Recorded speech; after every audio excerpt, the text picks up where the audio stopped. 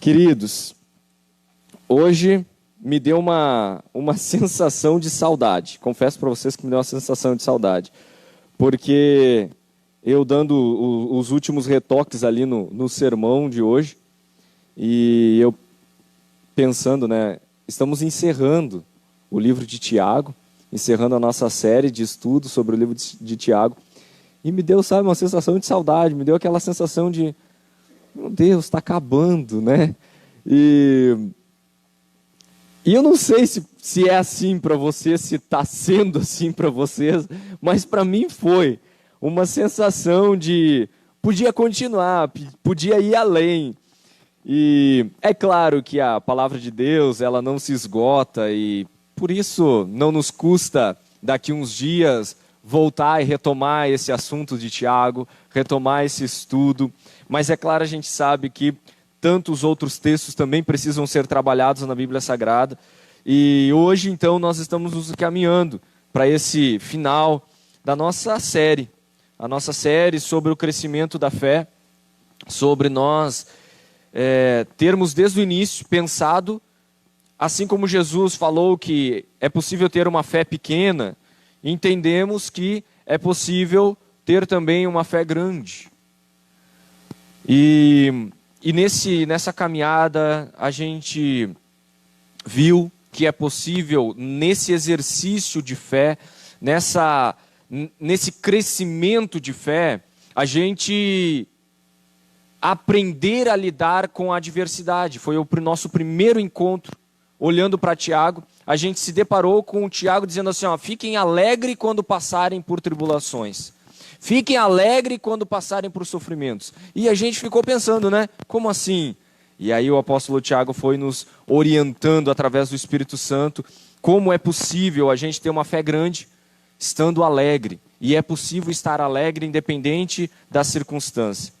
E depois disso, nós vimos num segundo encontro que a nossa fé não pode nos transformar em pessoas julgadoras. Aqueles que têm fé apenas de dentro da igreja, aqueles que têm fé apenas dentro de uma moral evangélica, mas não conseguem exercer essa fé em amor ao próximo, em amor às pessoas que estão caídas, precisando de ajuda. E nós vimos que é Deus que exerce juízo. Nós temos a força e a condição de exercer juízo. Nós podemos sim fazer análise, nós somos pessoas que podem sim usar do bom senso, usar do conhecimento para fazer análises, para fazer observações, mas juízo somente Deus pode fazer. E o terceiro encontro foi um encontro bem marcante para as nossas vidas, não é mesmo? Porque falou sobre a língua. E tive, inclusive, pessoas que vieram até mim e comentaram o quanto foram confrontados com essa mensagem. E a vantagem de nós hoje termos o recurso das lives, né, é que você pode procurar na nossa página do Facebook esses sermões anteriores. E então nós vimos então no terceiro encontro o quanto Deus se preocupa com aquilo que nós expressamos. A nossa fala, também o nosso comportamento. Pode dizer se a nossa fala, o nosso comportamento pode sim dizer se nós temos Deus ou se nós não temos Deus na nossa vida. A forma com que nós nos comportamos reflete a nossa comunhão com Deus. E no último domingo, os desejos.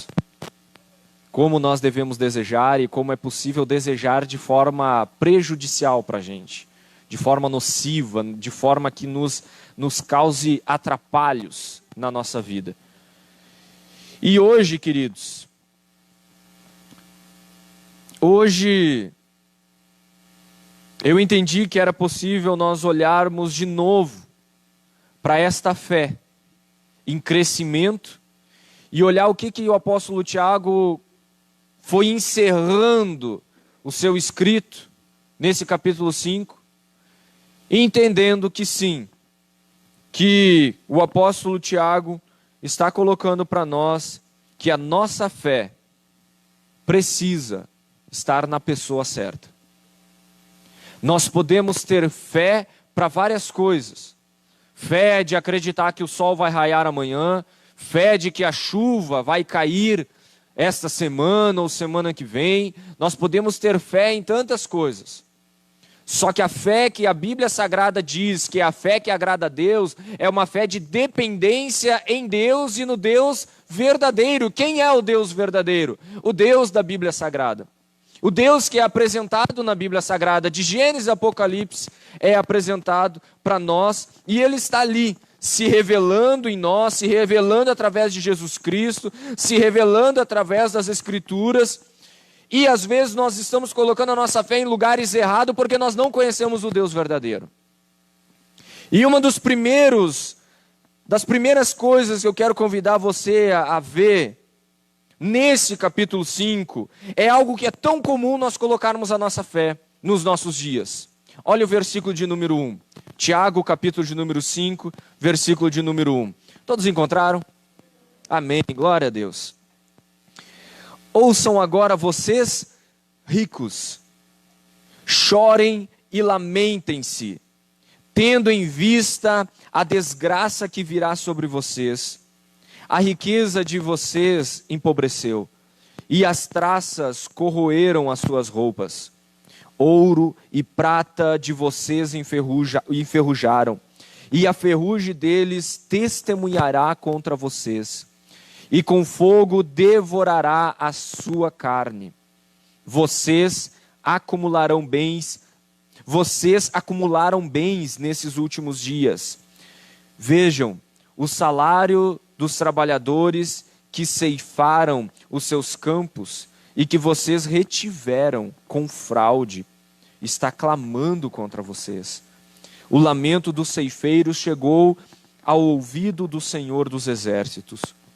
Vocês viveram luxuosamente na terra, desfrutando prazeres e fartaram-se de comida como em dia de abate.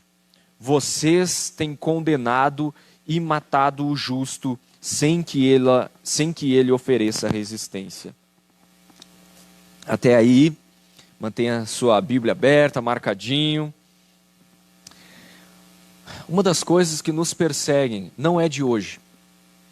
Perseguem a humanidade, não é de hoje. Já há muito tempo. São os ídolos. Quando nós não conhecemos o Deus verdadeiro, o nosso coração, a nossa mente, ela clama por um Deus. Você pode se intitular um ateu, uma pessoa que não acredita em Deus.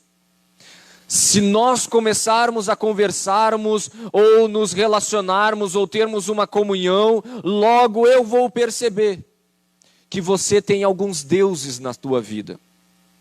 É muito comum, muitas vezes, para o ateu, aquele que diz que não acredita em Deus, o Deus dele ser o orgulho. O orgulho do conhecimento, de achar que já sabe tudo, que explica tudo. E para ele, no fundo, aquele conhecimento é um Deus. Como ele pode ter outros deuses que ele nem imagina na vida dele?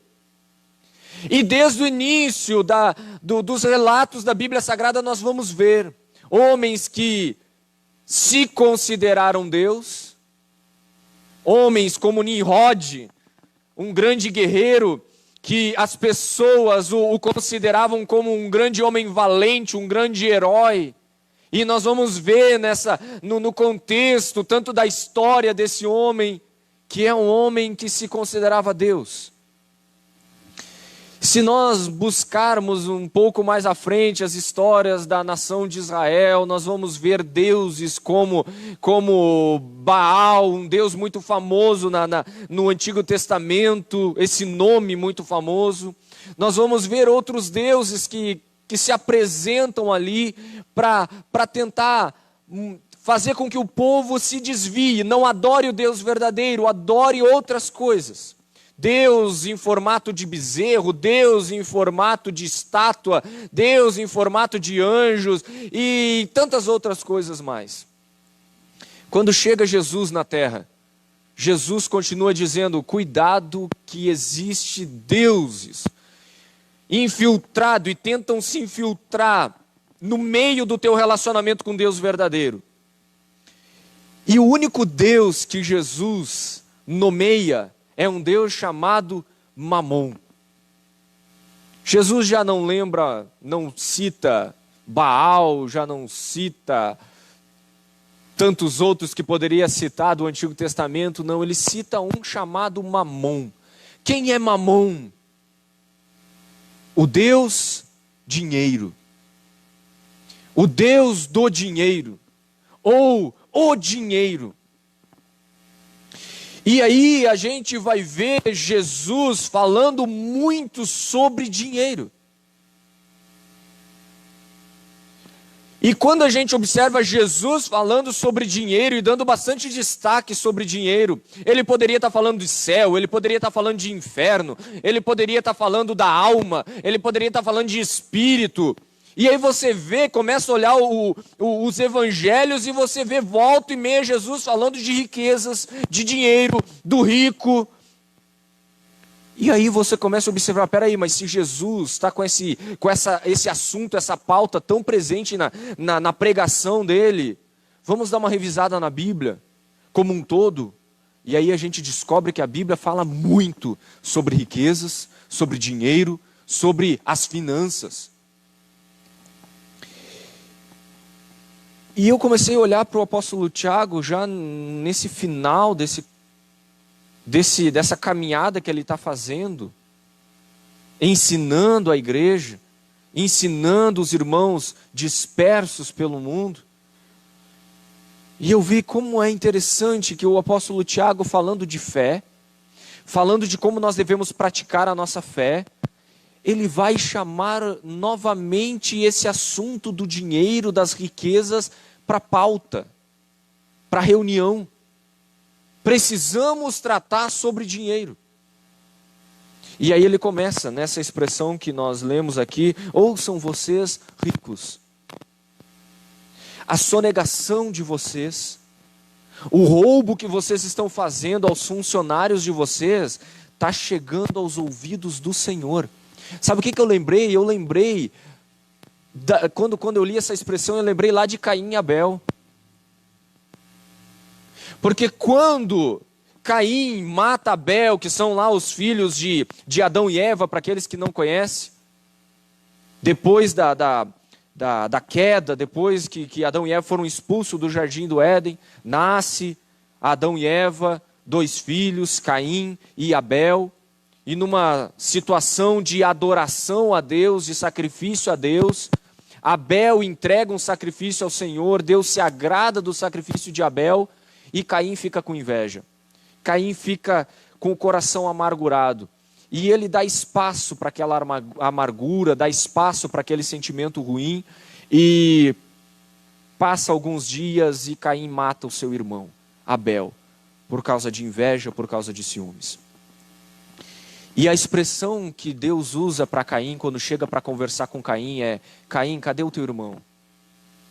A expressão que Caim usa é: e eu com isso? Eu sou o guardador do meu irmão? A expressão de Caim é: tô nem aí. Que me importa? Sei lá. Cadê o meu irmão? A expressão de um coração que já não conhece mais o amor, que já não se preocupa mais, que matou antes mesmo de desferir um golpe mortal, porque matou em seu coração, matou na sua mente, matou nas suas emoções. Já não se importa mais com Abel, porque matou ele enquanto Abel ainda estava vivo. Matou dentro de si. E a outra expressão que Deus vai usar para Caim é: Caim, o sangue de Abel está clamando a mim. O sangue de Abel derramado à terra está clamando por justiça. E olha que interessante, o apóstolo Tiago agora, depois de mais de 2000 anos, está se valendo da mesma expressão. Ricos, vocês que estão roubando o salário dos seus funcionários, o salário dos seus funcionários está clamando a mim. O que eu entendi nisso, queridos? Que quando nós tiramos o recurso de alguém, seja funcionário, amigo, parente, quando nós tiramos o recurso de alguém, nós estamos tirando o direito de vida dessa pessoa. Nós estamos dizendo para essa pessoa que ela pode morrer um pouquinho, que ela não precisa de tantas coisas para a sua sobrevivência, então nós podemos tomar dela. Ah, mas eu nunca roubei nada de ninguém. Mas será que nós não nos omitimos? Será que quantas vezes nós nos omitimos? Alguém precisou de uma ajuda, e nós já vimos isso nos capítulos anteriores de Tiago. Quando alguém precisa de ajuda e nós temos condições de ajudar, não basta dizer eu vou orar por ti. Ah, eu vou interceder por ti. Ah, Deus te abençoe, tomara que você consiga.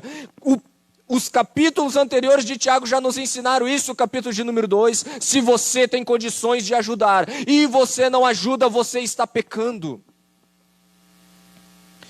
Então o apóstolo Tiago vai de novo trazer essa pauta. O dinheiro pode ser um Deus para nós. Por que nós não ajudamos? Porque muitas vezes nós não conseguimos compartilhar o pão que nós temos. Porque nós estamos dependendo do dinheiro. Nós achamos que amanhã vai faltar. Nós achamos que amanhã não vai ter.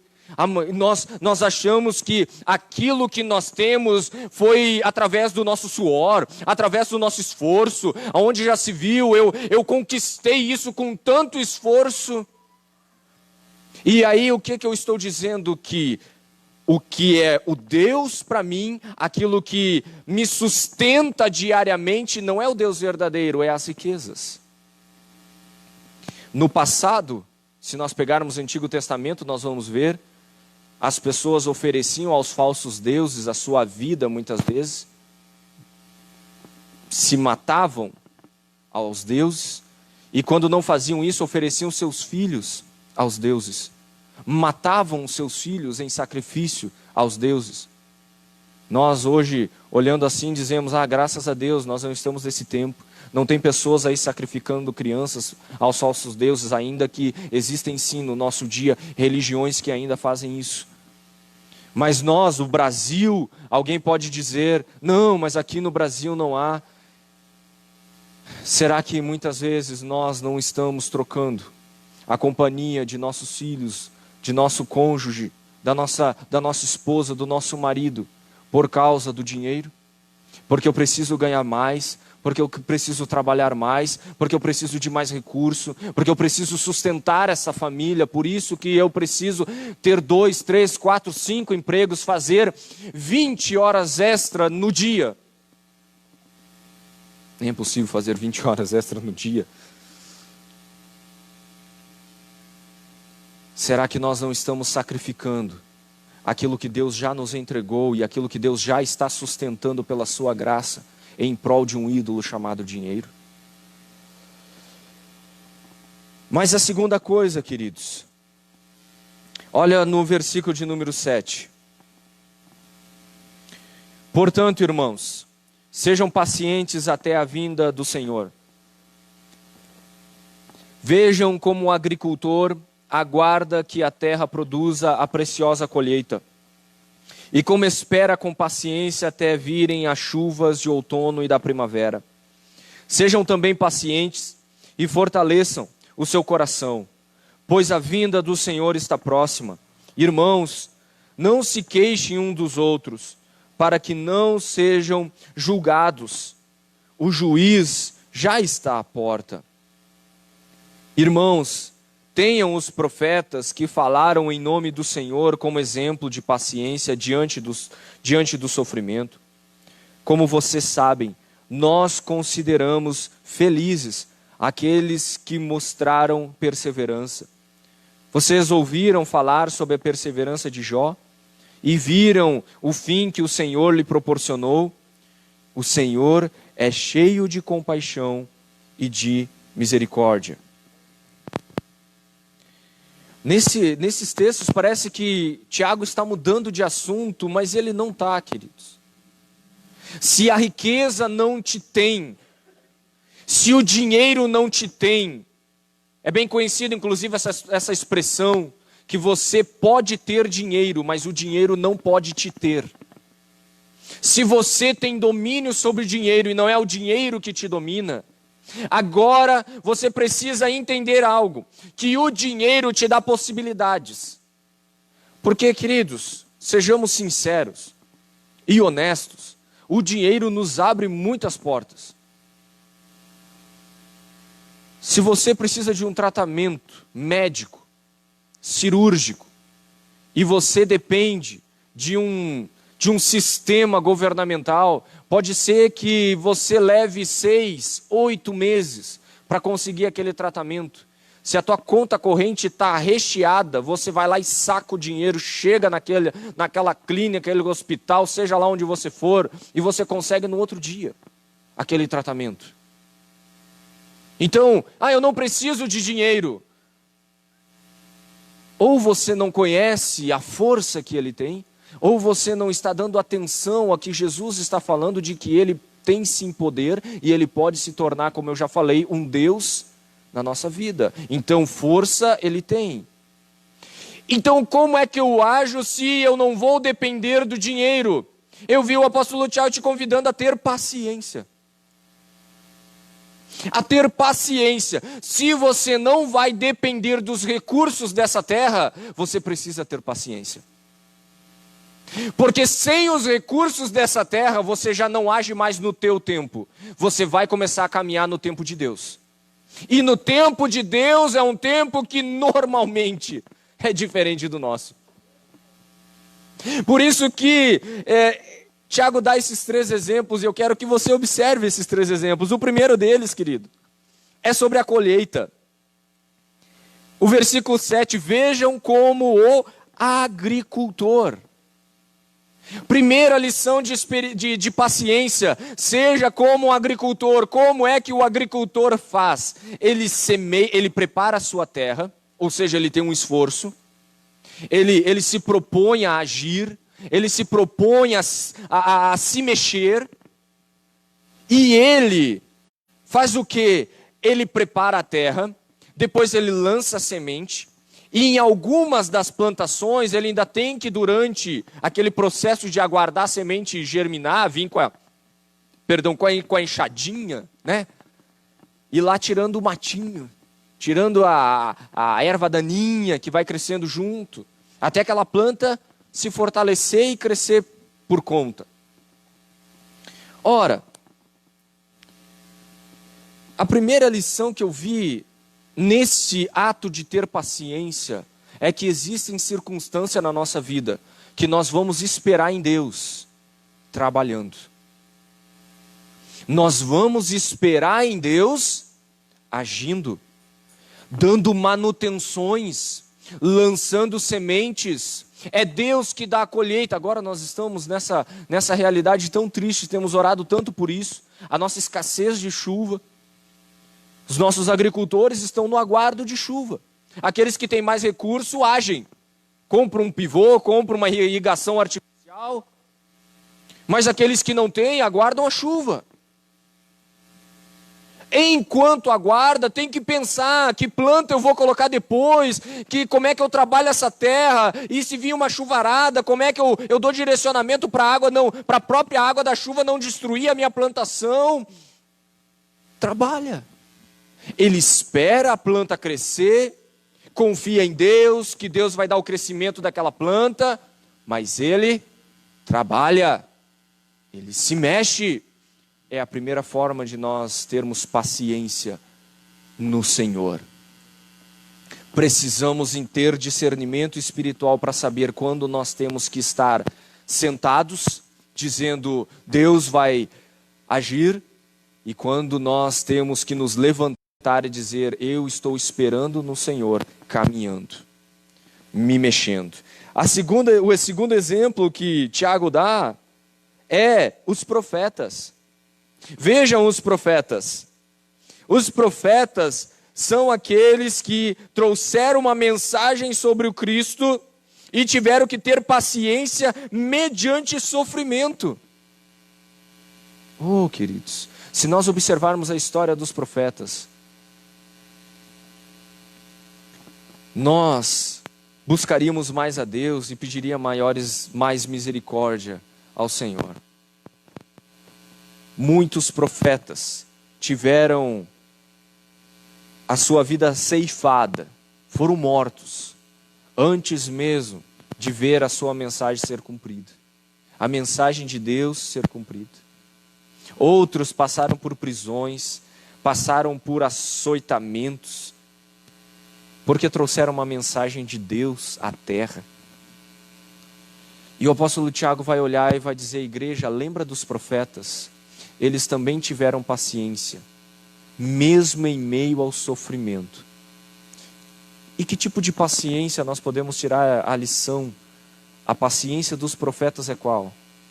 É a paciência de entender que há momentos da nossa vida que Deus fala ao nosso coração, Deus fala aos nossos ouvidos, Deus nos dá uma convicção, mas a gente não tem controle nenhum sobre aquela promessa. Eu tenho promessas na minha vida, eu tenho profecias que foram faladas e expressas a mim, que se você me perguntar já cumpriu ou quando vai cumprir, eu vou dizer, eu não sei quando vai cumprir. Eu estou crendo, eu creio que foi de Deus, eu creio que foi Deus que falou, mas e quando vai cumprir, Gesiel? Eu não sei. Existem profecias e existem profecias na Bíblia Sagrada, como eu disse, que profetas falaram e não viram o seu cumprimento. E há outras profecias na Bíblia Sagrada, principalmente no Novo Testamento, algumas em Daniel, que nós vemos que ainda também não se cumpriram. Não sabemos se a nossa geração é que vai ver o cumprimento delas. O que isso nos ensina, queridos? Vai existir momentos que Deus vai dizer assim, ó, eu vou te dar uma família, eu vou te dar uma casa, eu vou te dar um novo emprego, eu vou te dar uma vocação, eu te chamo e te envio para as nações, eu te dou um dom, e aí você sai querendo já exercer aquilo e Deus diz, não, mas isso é só o começo, eu falei a promessa, eu te dei a promessa, o tempo ainda não está consumado. Eu sempre gosto de lembrar da vida de Davi quanto a isso. Davi é ungido rei, mas passa uns 15, 16 anos sem ter a coroa em sua cabeça. Nas regiões celestiais é rei. Na dimensão espiritual é rei. Mas na terra ainda não. Tem que esperar, Davi. Aprende a esperar, Davi. Isso o próprio Jesus experimentou. Jesus começa o seu ministério mais ou menos aos seus 30 anos de idade. São 30 anos o dono do mundo, igreja. Pensa isso.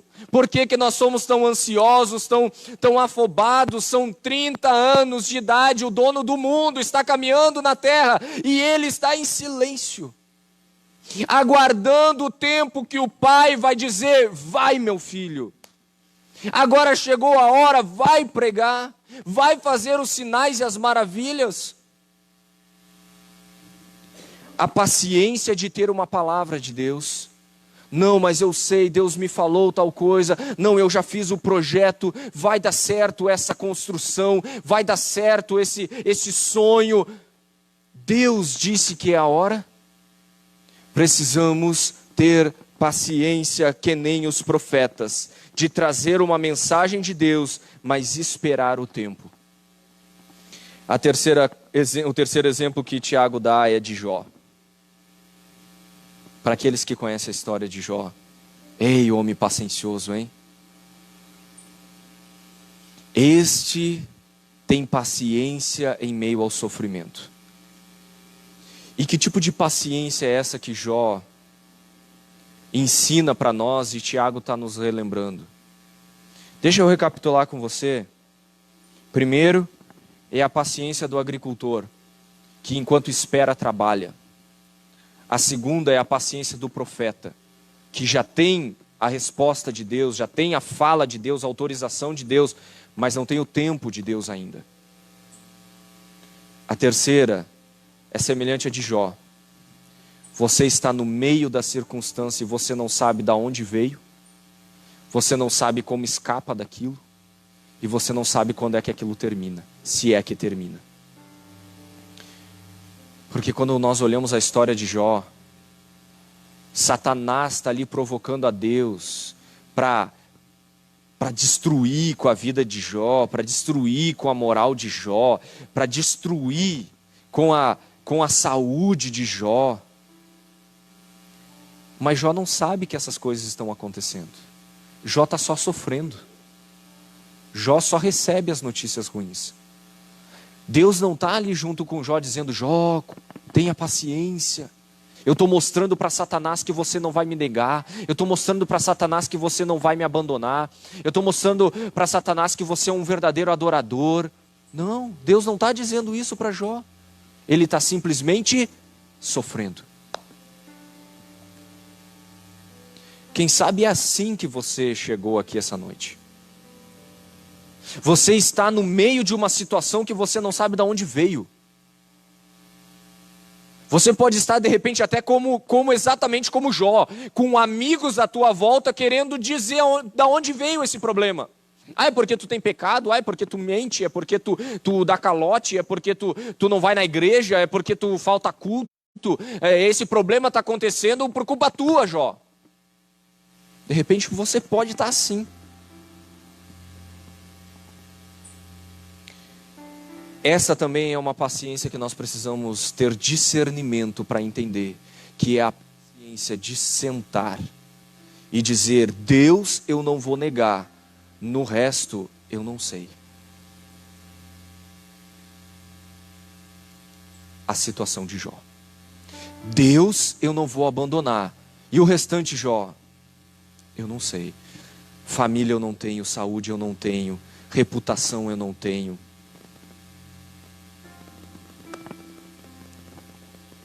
Mas você sabe o fim da história de Jó, né? Glória a Deus. Terceiro, queridos, olha o versículo de número 12.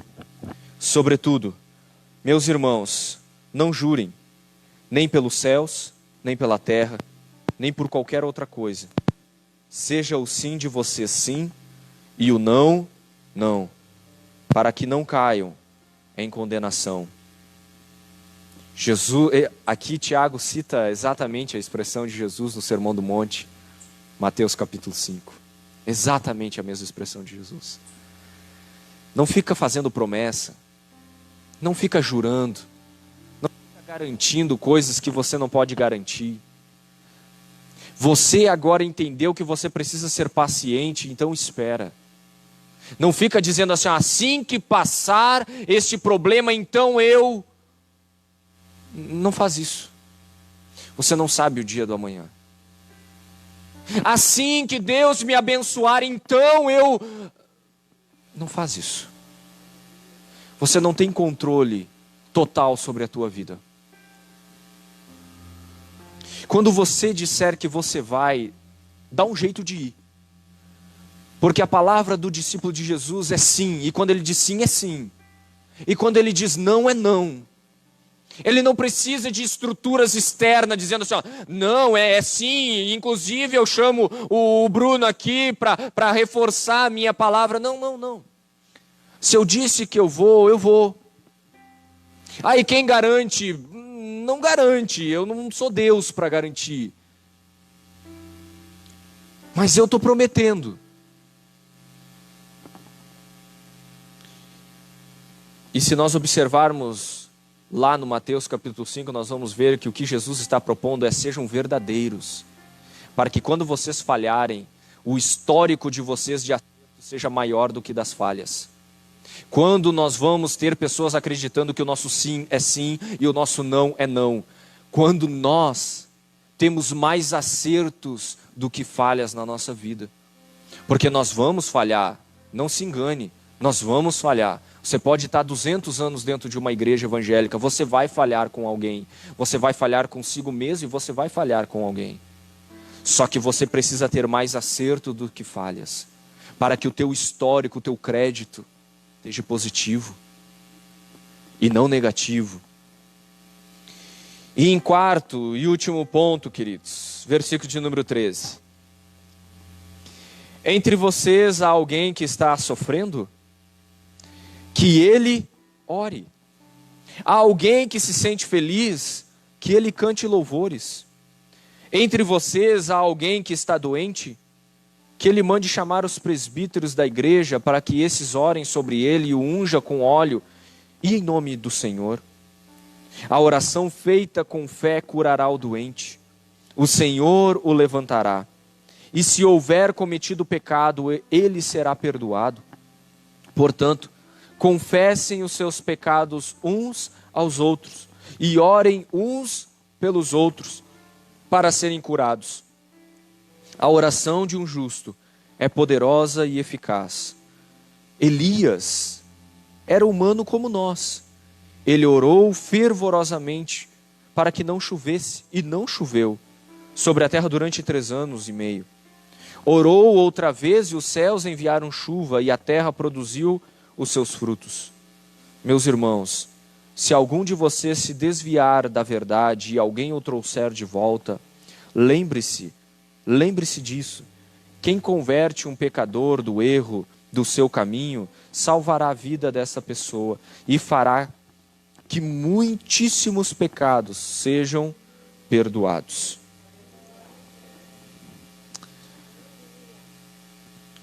Por que que nós não conseguimos ter uma fé crescente, uma fé que cresce, uma fé que faz nós experimentarmos o que Jesus falou em João, capítulo de número 14, versículo 13, e eu faço questão de ler com você. João 14, 13, diz assim, Jesus falando: e eu farei o que vocês pedirem em meu nome, para que o Pai seja glorificado no Filho.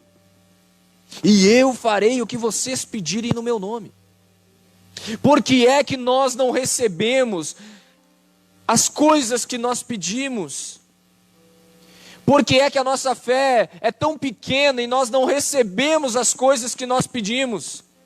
Porque nós olharmos o início do capítulo 5 de Tiago, nós vamos entender que muitas vezes nós estamos buscando a Deus para que Ele satisfaça a nossa necessidade de um ídolo.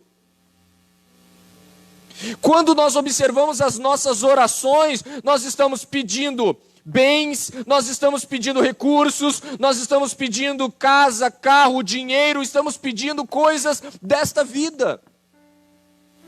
E aí Deus, que não é ingênuo, que não é alguém que se engana conosco, vai estar ouvindo as nossas orações e dizendo: mas você não está me adorando. Você quer que eu proporcione mamon na tua vida. Você quer, quem você quer realmente, quem você ama realmente é mamon. É as riquezas, é as coisas da vida. Só que você está tentando me usar para conseguir essas coisas da vida. Aí por isso que quando nós olhamos para esse final desse capítulo 5, e nós começamos a ver Tiago falando de oração, ele não mudou de assunto. Ele continua falando que a nossa fé precisa crescer. E ao chegar ao final desse capítulo, ele vai dizer: vocês precisam aprender a orar. Porque a coisa mais importante, a coisa mais significativa que de Gênesis a Apocalipse é apresentado para nós, a coisa que mais importa na nossa vida é comunhão com Deus. É relacionamento íntimo com Deus. Antes da queda e depois da queda do ser humano sempre foi comunhão com Deus. Então por isso que ele começa a dizer: aquele que está passando por uma dificuldade, ele ore. ele comece a se relacionar com Deus, ele busque aquele que é o seu amado.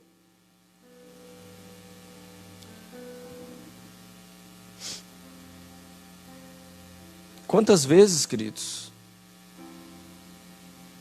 alguns na ingenuidade, outros já conhecedores da palavra de Deus, mas com preguiça de se relacionar com Deus, chegam para nós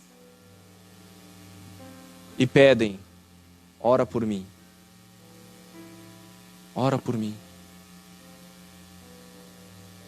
Queridos, eu já falei isso nos domingos anteriores, eu vou orar. Deus curou a minha mágoa de orar só por quem eu acho que merece. Eu estava lembrando, né? Eu ainda estou com ressentimento ainda, né? De orar e depois descobrir que a pessoa já teve a resposta e ela não me avisou. Eu ainda estou com esse ressentimento. Deus hoje vai tirar de mim, né? Amém. Que eu descubro às vezes, né? E aí, irmão, como é que tá? E aí, irmã? Ah, não, então já passou a dor, já passou. E eu ali 1 mês orando, né? Me avisa, né? Vamos combinar isso, igreja. Me avisa, né? Que eu vou orar e daí depois eu preciso saber também, né? Que não precisa mais orar pelaquela causa. E, queridos, ele ore. Não é que alguém vai negar orar com você e você já vai ver esse espaço que o apóstolo Tiago também dá. No entanto, nós precisamos fazer o caminho correto. Você está passando por uma dificuldade, você está passando por um momento difícil na sua vida, busque ao Senhor. Busque ao Senhor. A tua oração é tão ouvida quanto a minha. A tua oração é tão ouvida quanto aquele que está há 30 anos dentro de uma igreja. A tua oração é ouvida mesmo você estando assim, desse jeitinho que você está pensando. A sua oração é ouvida. Nós não conseguimos acessar aquilo que Deus tem para as nossas vidas, porque nós não vamos como Cristo. E por isso, quando nós olhamos ali João 14:13 que nós lemos, que vocês podem pedir em meu nome e vocês vão receber, a gente não recebe porque a gente não está pedindo em nome de Jesus. Agora descobri, então essa é a receita. Quando eu digo em nome de Jesus, as coisas dão certo? Não. Em nome de Jesus não é abracadabra. Não é palavra mágica.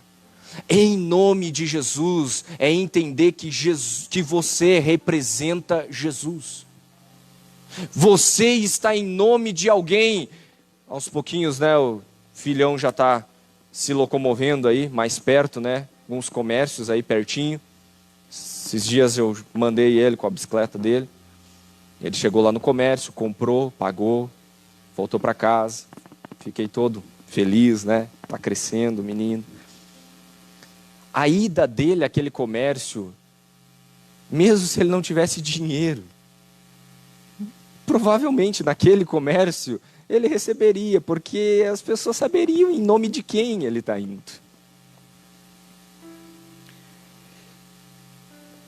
Assim somos nós. Orar em nome de Jesus para nós receber não é ficar pedindo coisas para o nosso próprio benefício. Não é para nós gastarmos com os nossos próprios prazeres, porque Jesus não foi assim. Eu faço questão de você abrir Mateus capítulo 11. Eu já estou encerrando agora.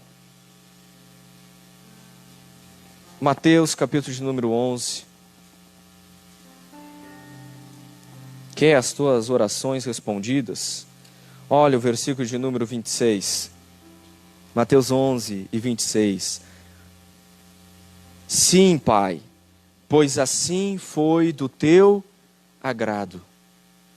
Olha que lindo, o relacionamento de Jesus Cristo com o Deus Pai.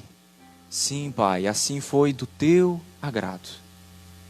Olha a dependência de Jesus do Pai. Olha o amor desse filho ao Pai. E ele continua: todas as coisas me foram entregues por meu Pai. Ninguém conhece o Filho a não ser o Pai. E ninguém conhece o Pai a não ser o Filho, e aqueles a quem o Filho o quiser revelar.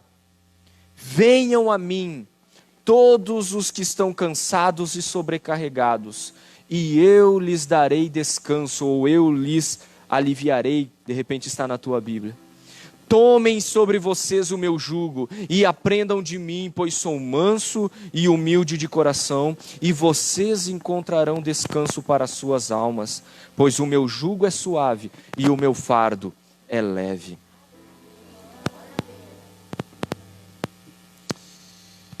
Primeiro, o que você faz? Você ora, e você ora em nome de Jesus. Você ora representando Jesus.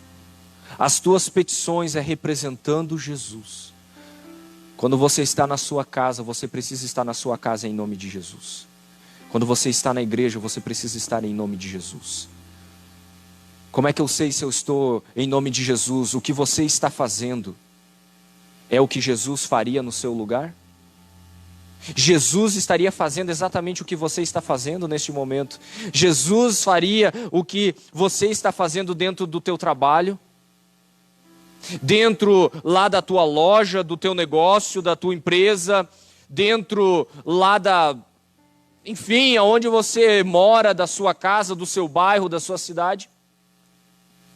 Jesus está sendo representado, então você ora como Jesus, orando e apresentando ao Pai as tuas necessidades. Você está sofrendo? Que Ele ore. Se essa pessoa está sofrendo, que Ele ore. Mas Ele continua. Mas também peça ajuda aos presbíteros. O que isso representa? Peça ajuda a pessoas experientes. Porque às vezes você está orando tanto angustiado, mas você não pede conselho, e daqui a pouco aquela causa que você está orando é apenas falta de experiência. Eu já tive situações, queridos, que pastores tiraram com a mão problemas na minha vida, com conselhos que eu tomei.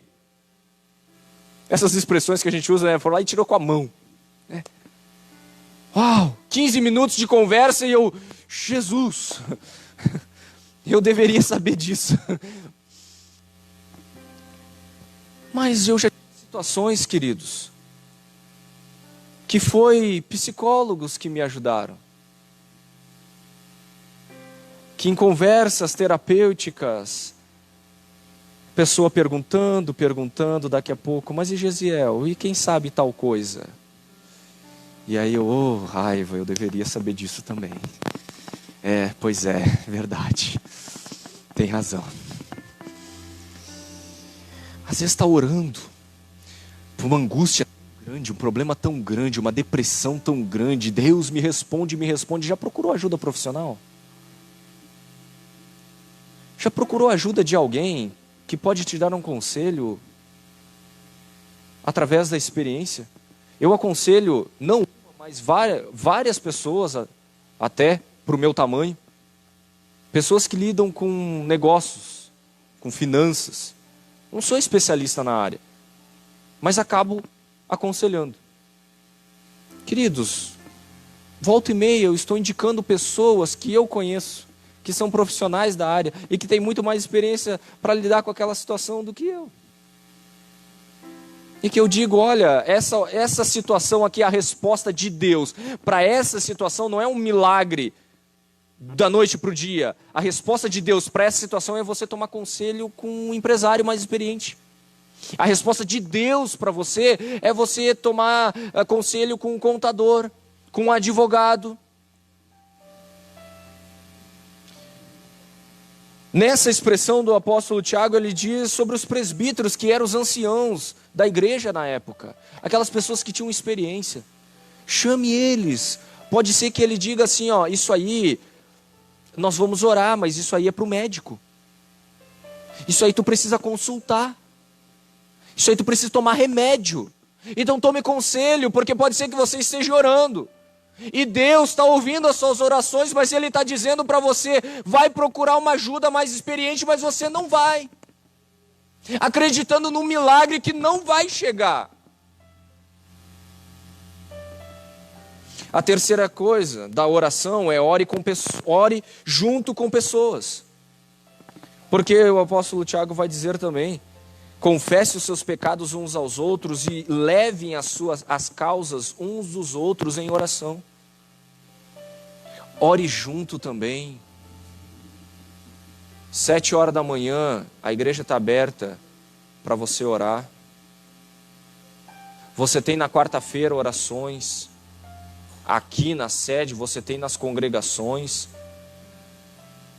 Você tem em vários lugares orações coletivas, pessoas orando junto com você. Nem todas as coisas você vai poder contar para as outras pessoas, mas existem coisas sim que você vai ser respondido em oração quando você aprender a orar junto. Quando você aprender a falar, dizer: irmão, eu estou precisando de tal e tal ajuda, ora comigo. Ali a tua resposta vai começar a acontecer. Quando você verbalizar, quando você colocar para fora dizendo: eu preciso de ajuda, orem comigo, orem por mim.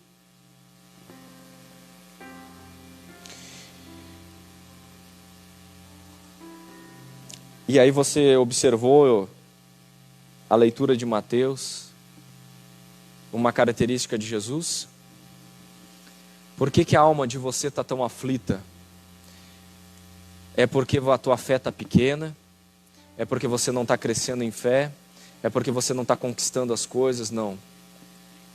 Não é isso.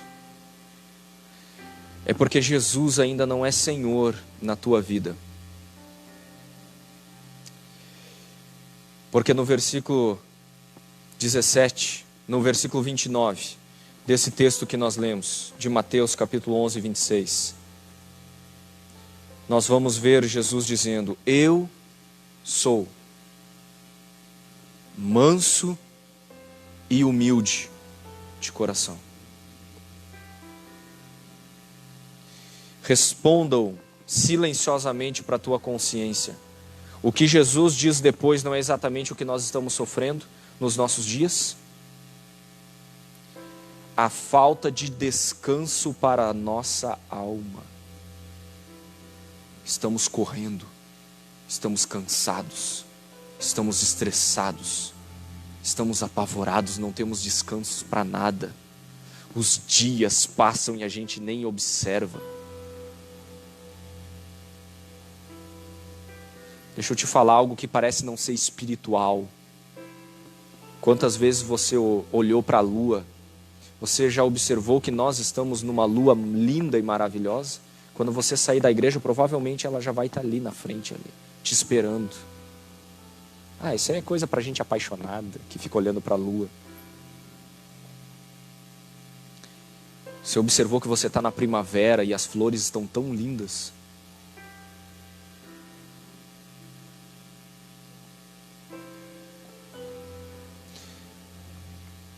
Você observou que teu filho, tua filha está sorrindo para você, querendo você, atenção? Teu marido, tua esposa, tudo que quer é apenas um tempo com você. Você observou que os teus amigos querem você, não querem o teu dinheiro, querem você.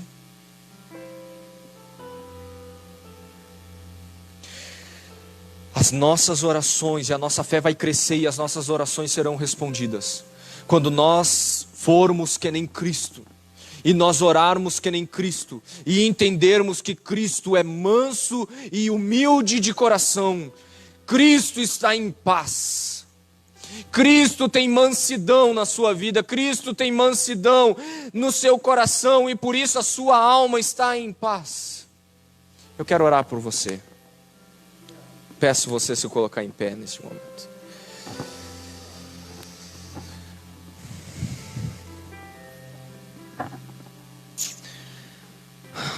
Oh Deus.